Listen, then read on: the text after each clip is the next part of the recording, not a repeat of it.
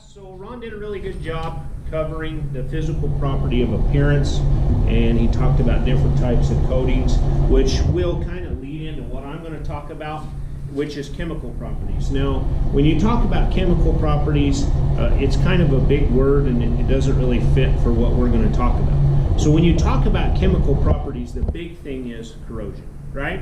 So when you think about corrosion, a lot of times it's not even termed corrosion in our world. When you look at a piece of carbon steel like this one that's been left out in the weather, you see rust form. And we as welders, that's what we term it, is rust. Some people in the body world will term it cancer, because rust will slowly eat away at steel to where it basically decays and it's not useful anymore. But it is a form of corrosion, or a form of oxidation, and that's what really causes corrosion, is oxidation. Bare metal exposed to our atmosphere will corrode, right? So you're like, yeah, steel rusts, that's not good, right? What other stuff have you guys seen that corrodes, that oxidizes? Believe it or not, everything that you've seen that is bare steel has oxidized. You just don't know, right? If you look at the Statue of Liberty, when they first built the Statue of Liberty, it wasn't green. It's copper. It formed a patina, which is a oxidation in copper. That's an oxidation. Now, what does oxidation do? Well, oxidation oxides to try and protect the material. Now, in steel, it doesn't do a very good job, because that oxidation just starts to get deeper and deeper and deeper, and that's why body guys call it cancer, is because it slowly eats away at that steel to where there's nothing left. It's brittle, it flakes, it falls apart.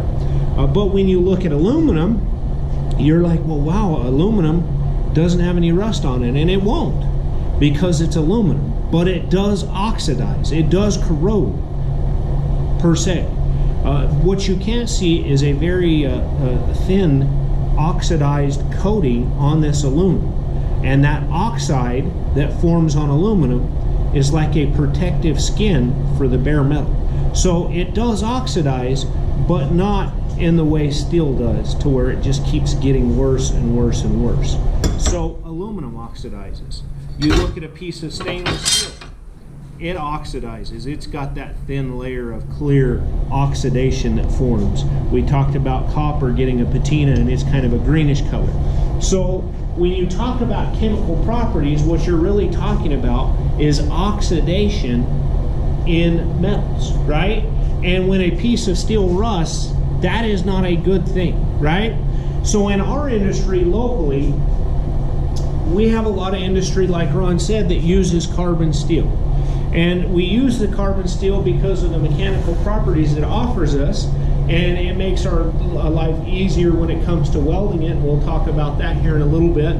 But the one problem we have with steel is it oxidizes. But because of the environment we live in, I mean, how long has it been since we got any rain, right? The rust factor is not as big of a deal in New Mexico as it would be in like Florida or South Carolina or Washington or Oregon or somewhere along the coast, right? Because we don't have enough humidity, we don't have a lot of moisture, we don't have a lot of atmosphere to deal with that causes things to rust. So when we build product, we can shoot a coat of paint on it, we can galvanize it, we can chrome plate it, we can powder coat it, and that's sufficient for corrosion resistance as long as you upkeep the maintenance on that. But there are certain applications and certain environments where carbon steel is not acceptable, right? So I'll give you one, for example, food grade application. So if you look at Cargill Foods, Tyson Chicken, Kellogg's, a place here locally, General Mills, basically any manufacturing facility that produces food or produces a product that's used for human consumption, that is considered food grade. And you can't use steel that oxidizes and rusts for food grade application, because nobody wants a chunk of rust floating around in their Campbell's chicken noodle soup, right? Or their Lucky Charms. So what they require is they require you to use a material that has corrosion resistant properties, right? And that usually is stainless steel. So we're going to talk about corrosion resistance, right? And when you talk about corrosion resistance, we said the first generic form of corrosion resistance is to coat, right? And Ron went over coating, so I'm not going to go over it in depth. He talked about paint, galvanizing, powder coating. All of it is a form of coating, and yeah, the paint gives it a really good appearance, but there is an ulterior motive to that, and it's corrosion resistance, right? So a lot of products get coated to prevent corrosion, right? Now, not all applications is that acceptable. I can't produce a pipe and paint it green and call it food grade. It doesn't work that way, right? So the next step is to alloy, right? And you guys know what an alloy is. Stainless steel is an alloy. Well, what's the difference between a piece of carbon steel and a piece of stainless steel? The alloy, right? Now the main difference in this piece is chromium, molybdenum, and nickel. Alloys added to the mixture. It's like baking a cake. You bake a cake without sugar, nobody wants to eat it, right? Here's your cake without sugar. Then you bake a cake with sugar, and now we got something somebody wants to eat. We got something somebody wants to use. So basically what they did is they took a material that's got a lot of good traits mechanically and said, man, we'd really like to have a material that has all these mechanical traits, but is corrosion resistant at the same time. It doesn't rust. It's better than a coat of paint or a powder coat, right? And that's where you run into your stainless steel, and this is huge. Stainless steel is a big one in the material related to corrosion resistant, right?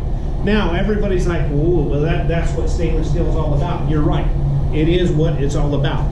And you run into it in the food grade industry, you run into it in the medical industry, you run into it from the background that I come from.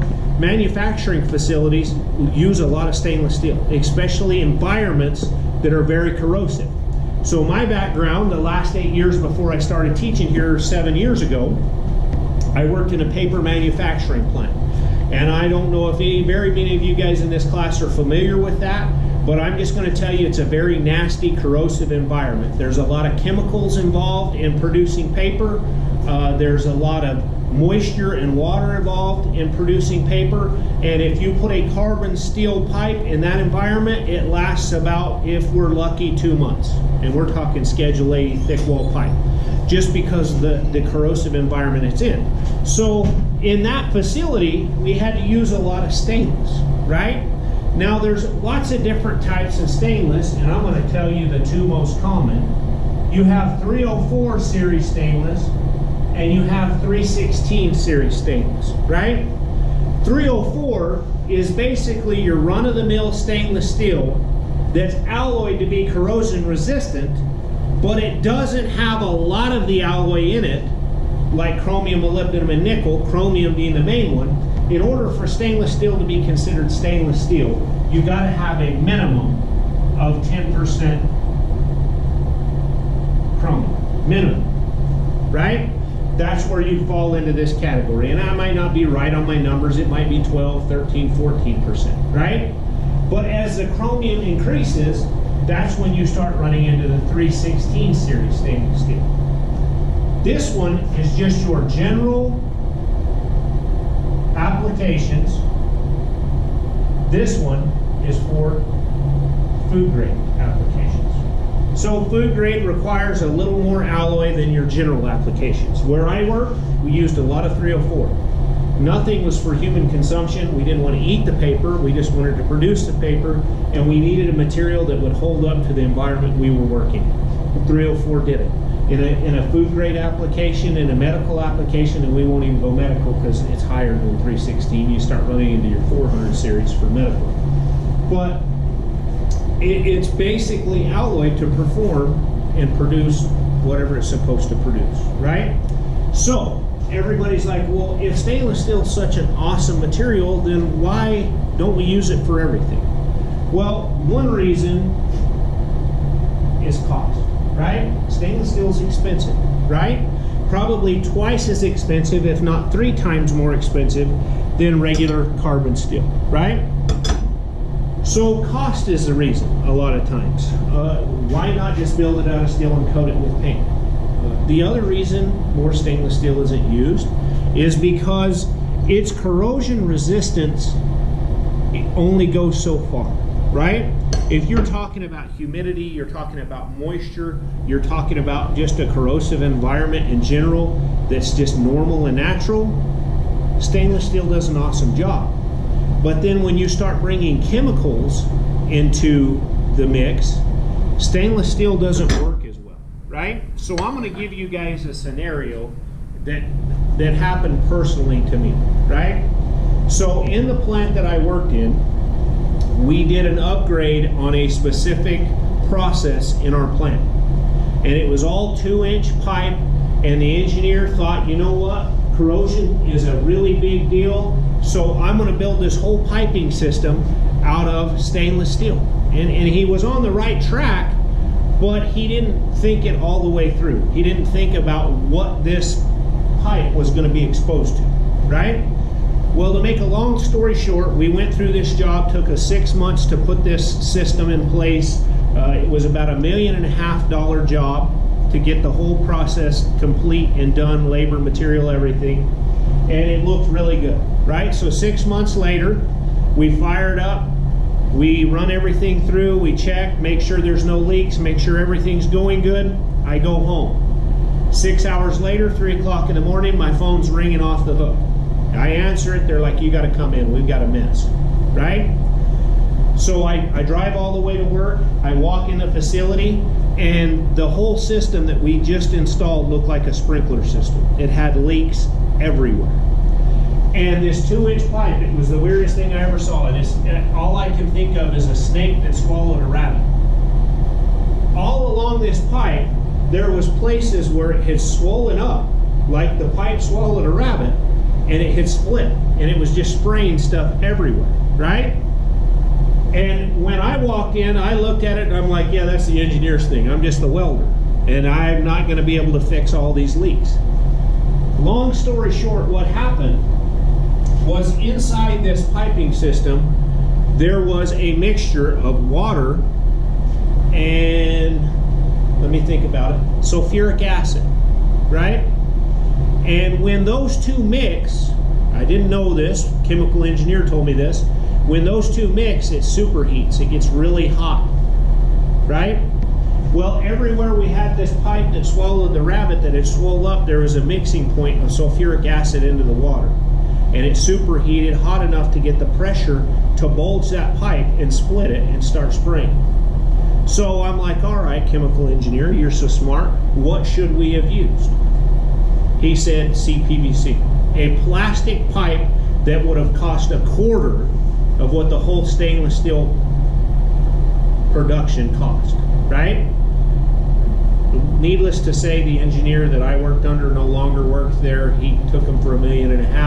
It would have cost $250 to just CPVC this whole thing out. So long story short, corrosion resistance can come from a couple different places. If it's just water and moisture you're dealing with, stainless steel does an awesome job. If chemicals are involved, it doesn't work well, right? Sulfuric acid, hydrochloric acid, hydrochloride, there's all these different types of chemicals that stainless steel does not work well with. It will corrode, it will break down, it will turn black, and it will basically rust away, even though we don't call it rust, we call it corrosion, right? Aluminum, same thing. Does it do really good against water? Yes. Does it do really good against chemicals? No, right? It's the same as aluminum. And the reason they don't use aluminum a lot in corrosion resistant environments is because it doesn't share the mechanical properties that they're desiring from the steel. It's a softer material, so it doesn't produce as good a product. Aluminum is very specific. It's lightweight, and it's used for its lightweight, not its corrosion resistance, right? So then you say, okay, well, if corrosion resistance is that big of a deal and stainless steel doesn't work all the time, and I can't up the alloy in the stainless steel and use it, or I'm dealing with chemicals that stainless steel does not work well with, what's my last option? Your last option is more alloy, right? Get an alloy, that plays well with water and chemicals. And the only one we got out there is titanium, right? Titanium is actually, hands down, as far as metal we use as welders, or any industry uses as welders, probably the most desirable. Has some really awesome mechanical properties, has phenomenal physical properties. What's the main problem with titanium? Because if titanium works well with everything in its corrosion resistance and it has all that you want in a metal, why don't we use it more? Long story short, because you and I don't want to pay for the product produced with titanium. This piece of titanium right here, probably 40 bucks. Very, very expensive, right? So if you thought stainless steel got into your wallet, titanium is 4, 5, 6, 8, 10 times the price of steel. So it's just not feasible to pay for it. A lot of times when you get into the chemical application side of things and corrosion resistance is a problem, if you can't justify the cost of titanium, then that's when they go to your poly piping systems, which we as welders don't really deal with. That's more of a plumbing thing, right? But if it is, and you can justify the cost, then titanium's where it's at when it comes to corrosion resistance, right? So I'm going to close this video out with, if you've got all these different alloys that work well with corrosion, be careful with them. Because if my life is spent welding stainless steel and all my tools that I ever use, wire brushes, grinding wheels, wire wheels, everything that I use on a daily basis never gets exposed to anything other than stainless steel, you'll never have a problem. But if you do a lot of carbon steel work with a little bit of stainless steel work, you can cross-contaminate through your wire brushes, your grinding wheels, your sanding discs, where you ground on carbon steel, then you ground on stainless steel, and everywhere you ground, you impregnated the stainless steel with carbon steel, and it will now rust, right? The other thing is, you have to be careful with your welding consumables. They've got to match the corrosion resistance and the material type that you're welding with to share those same corrosion resistant properties. So in the next video, we'll talk about some more stuff when it comes to physical properties. See you guys in the next video.